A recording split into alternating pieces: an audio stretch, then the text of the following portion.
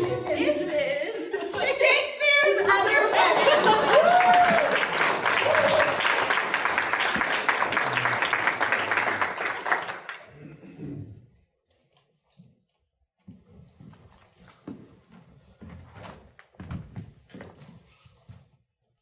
It's finished, John.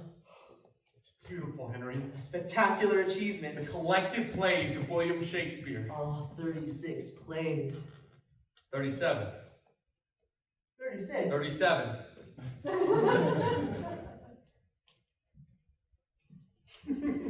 36. Nothing left to do. Not a thing. To the tavern? To celebrate! Put up the lights. And then put out the lights. Wait, what's this? What's what? This basket. What basket?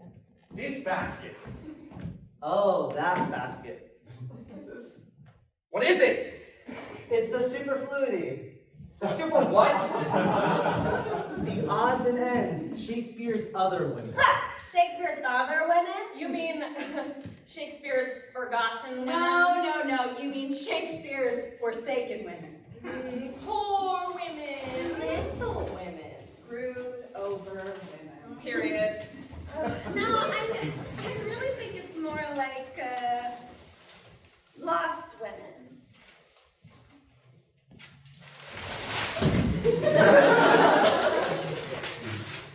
What other women? You know, the deletions. Huh. The scraps. Right.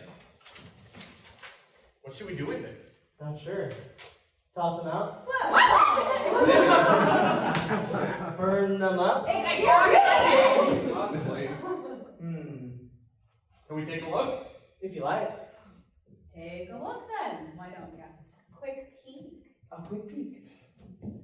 Wow. That's quite a stack. I've forgotten. Interesting. Yeah.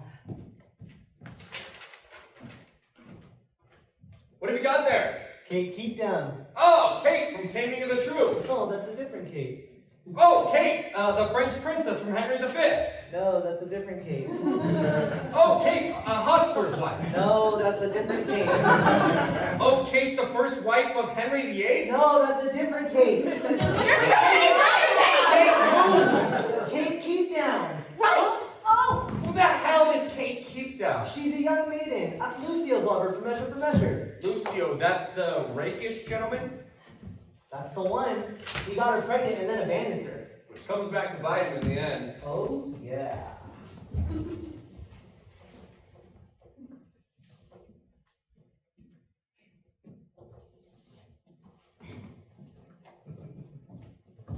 What, Lucio? Will you conceal your face and turn your back upon me? Oh, for shame. Nay, villain, do not walk away from me.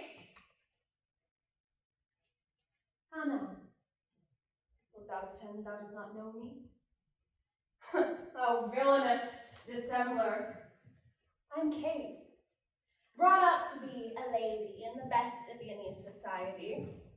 That same Kate whom you did profess your lasting love and vow to take in holy wedlock. That Kate who, at thy urging, left her home and her family to give herself to thee.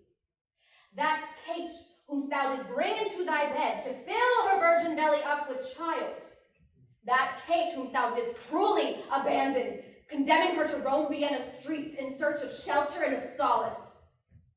Thy son, alack the day, was born into the linens of a bawdy house, where he did weep and wail that he was born to such a heinous father.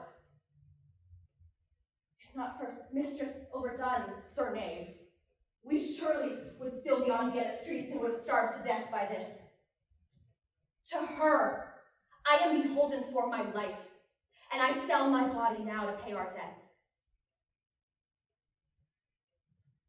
Oh, Lucy, wilt thou not make us whole? I know thou hast no tenderness for me, but will you not provide for your own son? You must not now deny the boy is thine. In flesh and blood he is thy very copy. Therefore I say, thou shalt do right by us, or I shall tell the provost of these crimes, and cry out justice till my pleas be heard. Though I to prison may be sent as well, right glad I'll be to join thee in a cell. What's that one there? It's from the tragic history of Queen Mary. Ah, yes. Bloody Mary. Yes. Which speech? That time Queen Mary thought she was pregnant. Oh, I remember. She gained weight and felt nauseous for months. But she wasn't pregnant at all. No, she wasn't. I prithee, leave me! Nurse, go! At once, ye all of you! I must needs have my rest! What said the fawning villain? Not with child? Conceived of my o'erripe imagination. Alack, my shame shall travel far and wide, and my good name in every alehouse mocked. My enemies shall revel and rejoice, crying, the queen hath given birth to wind! I mean, how shall I tell these news to Philip, who longs to lead his armies against France? For when he learns there is no royal heir, no son of his own blood to claim the throne, I shall be left alone to roam the palace with no companion but mine own despair! Oh God above! Why dost thou persecute thy faithful servant Mary with this trial? Must I, upon my deathbed, countenance Elizabeth, my Protestant half-sister, the daughter to that strumpet Anne Boleyn, succeeding me as queen to break with Rome and reinstate my brother's popeless church? Mary, I see this is thy punishment for having tolerated heretics to flourish in my realm. But how shall I redeem myself before thee, dear Redeemer? I shall command the enemies of God upon the holy altar to renounce all loyalty unto the Church of England. They shall for God their heresies forsake, or for their sins I'll burn them at the stake. Here's one you'll like. Who's that? That's Juliet. Oh, from Romeo and Juliet. No, from Measure for Measure. Huh? There's no Juliet in Measure for Measure. Yes, there is. Remember Isabella's brother Claudio? Yes? Gets his girlfriend pregnant, Oh, right. which is why Angelo sentences Claudio to death? Yes, I remember. Right, so Juliet's the pregnant girlfriend. Come in there, love. Canst feel him? There, afoot! He knocks upon the doorway of this world, for that he longs to see his father's face. My dear Claudia, what shall we do? We must make room for this, our budding child, that every day doth make his presence known, by pushing out the walls of his small cell and setting up fresh lodgings in my heart. Oh, Claudio, no longer may we hide our errant love with flowing drapery, with little lies and flowery inventions. No longer may we secretly defy the strong objections of my willful father, whom to our union never will consent until his second childishness doth come. Nor do I now believe that we shall see the ample dowry that was well assured by my enfeebled grandam in the east. I pray therefore, gentle Claudio, if thou dost love me, let us wed at once, this very night. Or if not, then tomorrow. Or if not on the morrow, then the day that follows thereupon, but soon, my love. Or if not so, then let us travel to a place that knows us not, to Prague, where I do hear the emperor doth rule his city with a tolerance and wisdom that doth make his name beloved among his people. Yet, whate'er we do, sweet Claudio, let's do it suddenly. Oh, let us in this state no longer stay, for trouble finds us if we make delay.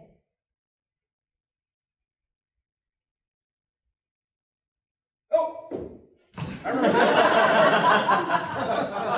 This is Nell from Comedy of Errors. No, from Falstaff in Love. Oh, the wedding wrote for Queen Elizabeth? Except he couldn't finish it. Oh, so you wrote Mary Minor Windsor. So this is Nell, the young daughter of the host of the Boar's Head Inn. In Eastcheap? Right, in Eastcheap, where Falstaff spends all his time. And his money. So this is a young Nell in the tavern dreaming on the better life. I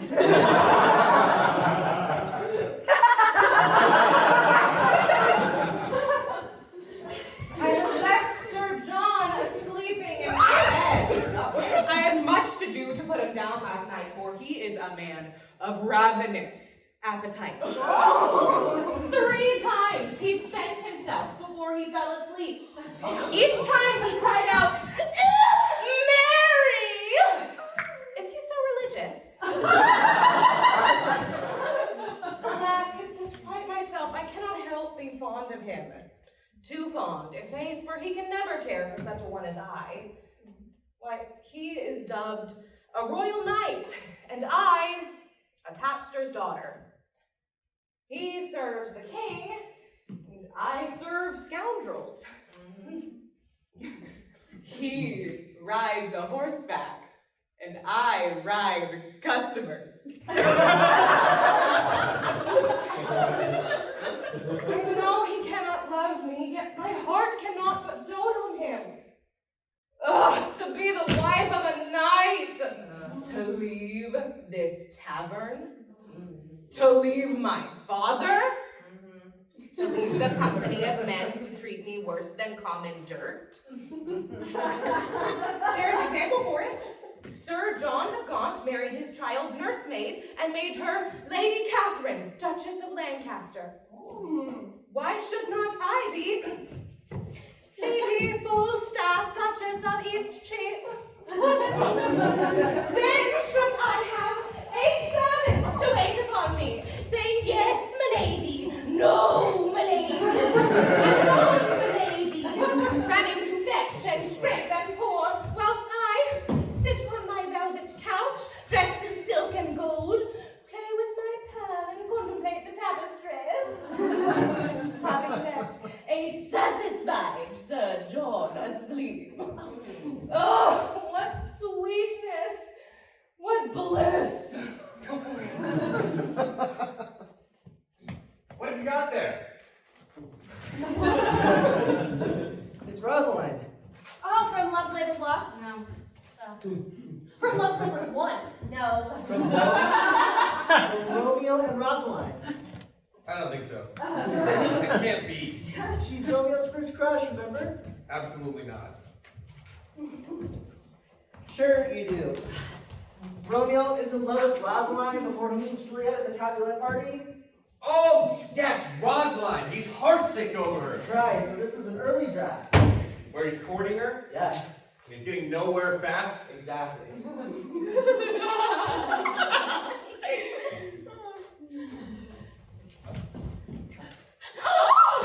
What's this? Why, me. How too well I know the hand. Another missive from Go to, Mercutio, and mock me not.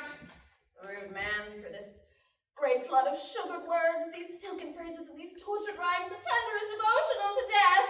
They from the grave are most intolerable. He is a friend of yours, this Romeo, is he not? Nay, do you not now deny it? For I have seen thee in Verona's streets, carousing with this spaniel and his pack of filthy Montagues. Oh, for shame, Mercutio, to proffer me the missives of a fool? Aye, he's a fool, good sir, a big fool, with no more manly virtue than a flea. Why, we have not exchanged but a dozen words, yet he assumes we are betrothed. Our names sit down and have spoken as man and wife. Nay, the epistles here, and be you judge. Oh, sweetest Rosamond, they all seem son next all my life since first the world begun. Oh, Lord, what a fine puppy. Oh, mark what follows. Do not forswear to love, for in that vow I shall live dead, and live to tell it now. Nay, I cannot overlook the rest. Are there no sonnets from your gallant cousin, the county Paris? Marry such a man. Miss Romeo is but a toad to him. How was she? Poor an ass. A gaping pig!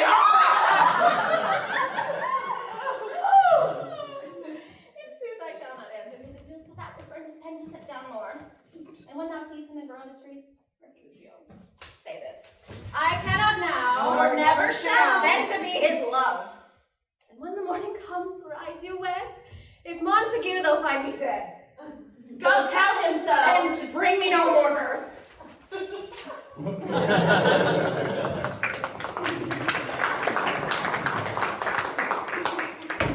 What's that one?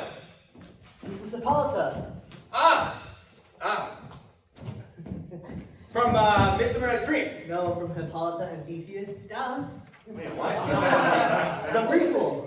Oh, so Hippolyta is... The Queen of the Amazons. She's defeated in combat by Theseus. Correct. Which is how they fall in love. Indeed.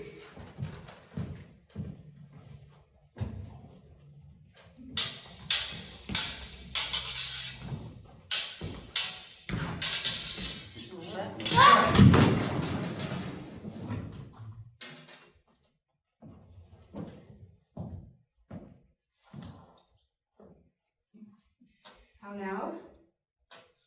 Why dost thou pause, brave Theseus?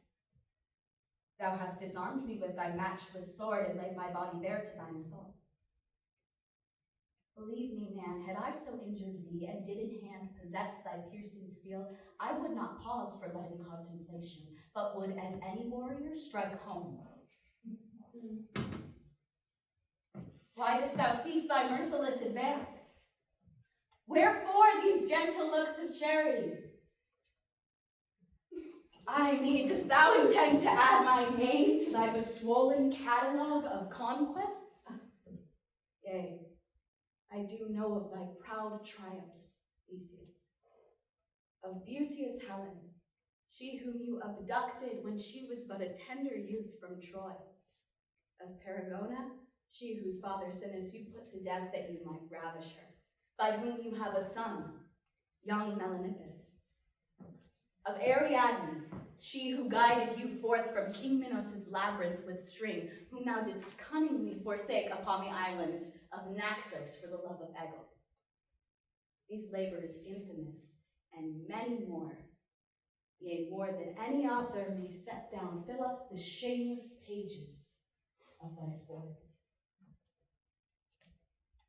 And hast thou pricked me down in thy vast book as one of those women, to be subdued for thy amusement, ravished and forgotten? If this be thy intent, bold Theseus, be merciful and strike me down at once, for I would rather perish on thy sword than die in thy embrace with pains of love.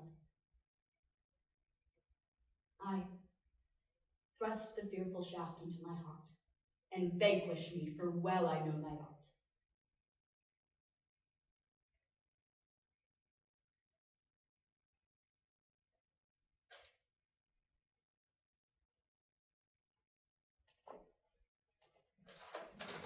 You ready for this?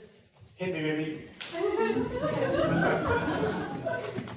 It's Nemesis, Who? the goddess of divine retribution. Huh? From Echo and Narcissus. It was a Greek myth. Don't remember that one. Sure you do. Drawing a blank here.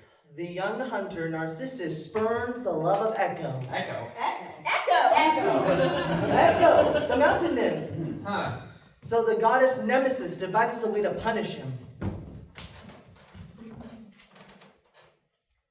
What seest thou, young Narcissus, in the pool? Yea, stoop and view what is reflected there. Such beauty, such magnificence, such grace. Those radiant eyes, that silken hair, those crimson lips, that rugged chin, that smile, the pinnacle of nature's handiwork. Hast ever seen the like? How now, brave hunter? Canst thou not speak? Nor move? Nor break this gaze? Proud Narcissus, arrogant young man, as impudent as thou art beautiful, thy high renown has reached mine ears, along with word of thy disdainful deeds. Didst thou not spurn the gentle wood nymph Echo, who smitten with thy beauty and thy grace, did follow thee into the forest where, oh shameful man, thou didst with scorn abuse her. Thy cruelty did break her tender heart, and now she hides herself in distant glens, in yawning valleys and in steep ravines. Her muted, murmured, mirror-like replies, the only affirmation of her presence. 'Tis for her sake I come to censure thee, by luring thee to view this glassy pool. For I am Nemesis, goddess of justice, stern punisher of pride and insolence, who doles out suffering and loss to those who do forget the bounty of their blessings.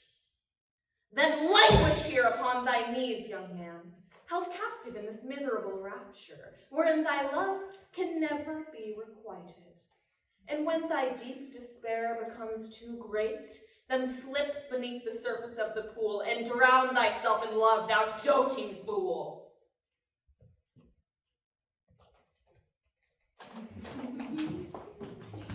And this one is...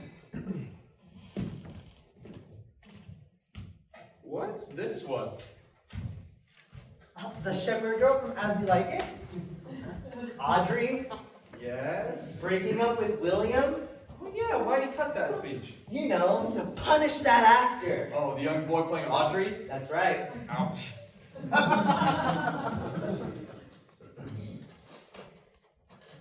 morrow, William.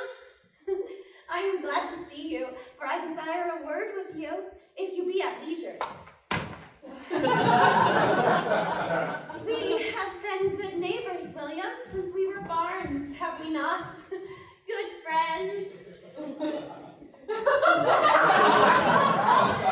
As children, we did play together and work together and share in all. You have milked my cows, and I have slept in your hayloft. You have plowed my fields, and I have plucked your radishes. You have fished my brook, and I have scattered your seed. So you know that I am fond of you, William, very fond. And yet, oh, I know not how to tell you this, I do love another.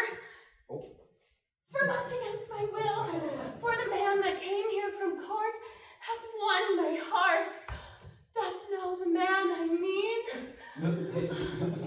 He that will woo in rhyme and cut a caper and finger the pipe and speak in long sentences and make merry every waking hour of the day.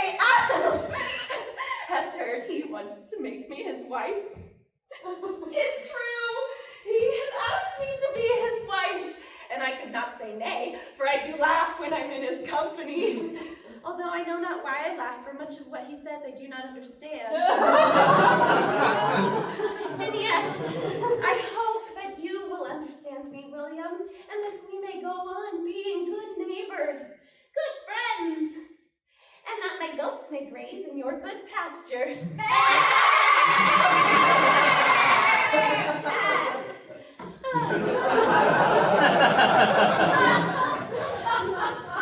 What say you, William? William? What's that one? Oh, it's Calpurnia, Julius Caesar's wife. Oh yes. One of the speeches that William cut. Which speech? Her sage advice to her husband About? about refusing the crown in public. How now, my love? What business, Lord, so early? Art headed to the feast of Lubercaw? 'Tis rumored they intend to offer you a kingly coronet, that Antony before the common citizens of Rome and the traffic in the open marketplace will offer you emperorship of Rome. But hear my husband, hear my Julius, you must not seek to wear a royal crown. When they do offer it, yea, put it by with fair humility, and let the Roman people clearly see you do not seek the yoke of sovereignty, but rather hope to be a faithful servant to the Republic, as great Pompey was, not driven by a clamoring ambition, by vanity, self-love, or arrogance. Present times are perilous, good Caesar, and no time to be proclaimed an emperor. For that our stony-hearted enemies, the privileged patricians of the Senate, do view thee as an overmounting threat and shall do all they can to hinder thee from seizing a power absolute, even to the point of bloody butchery. Dismiss me not, for I am a woman, who nothing knows of matters politic. But husband, mark you, pray, hold my counsel well. For heaven knows my father was a consul, my brother is a consul, and had I been born a man, I too a consul of the Roman Senate would be. Therefore, refuse to don the crown, my love. For though I am a woman and thy wife, his wisdom observed may save thy life.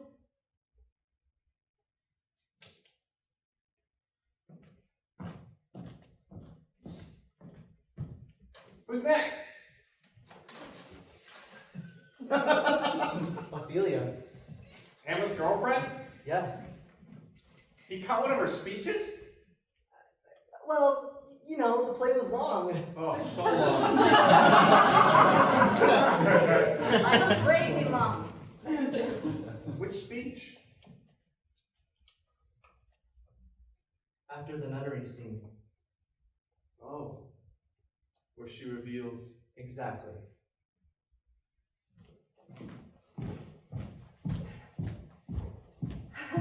Nunnery?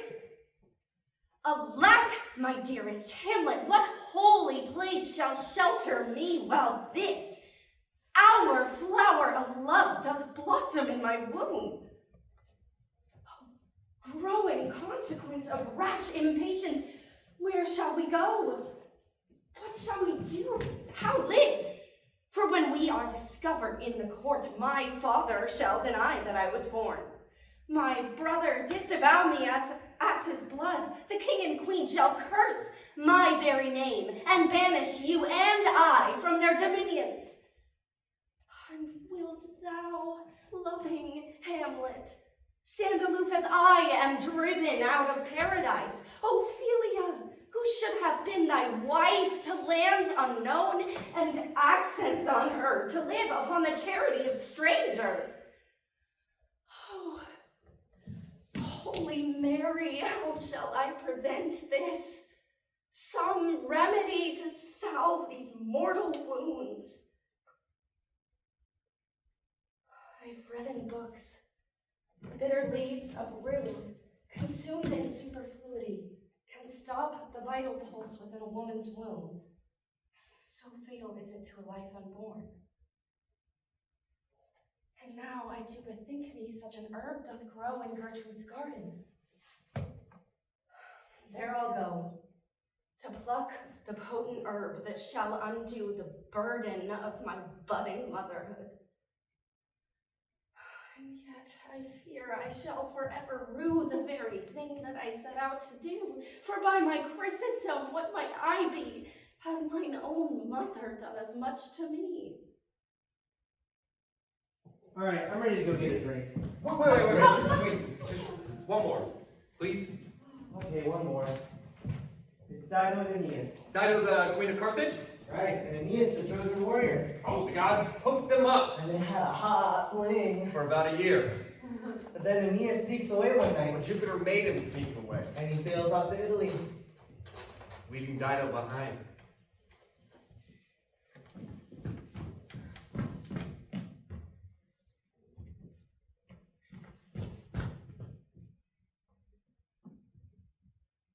Alas, 'tis true.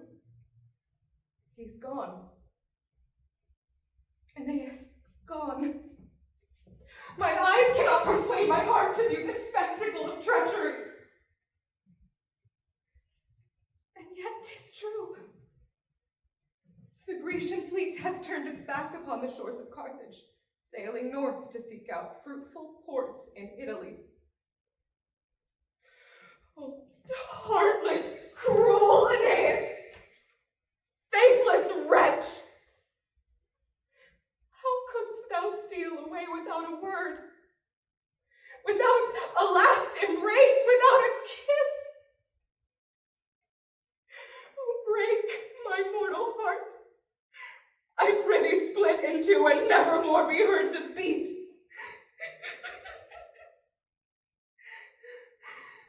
Oh, false Aeneas. Now I do curse the day you e'er set foot upon the shores of Carthage. I curse myself for giving you good welcome, for offering to take you as my lord, to share with you my bed, my life, my kingdom. Oh, here, great Neptune, Dido's mortal pleas, I prithee, blast these haughty Grecian ships and swallow them beneath the ruthless waves. Great Mars, be now my champion and defense, for I do here proclaim perpetual enmity twixt Carthage and the progeny of Troy. My loving sister Anne, summon my servants. Bid them convey the bridal bed whereon Aeneas and myself hath lain together. Yea, all the weapons, clothes, and movables that in his heedless haste he left behind, and have them set atop a wooden pyre to be erected here upon the beach, that I may set ablaze all evidence of his vile presence in my royal palace.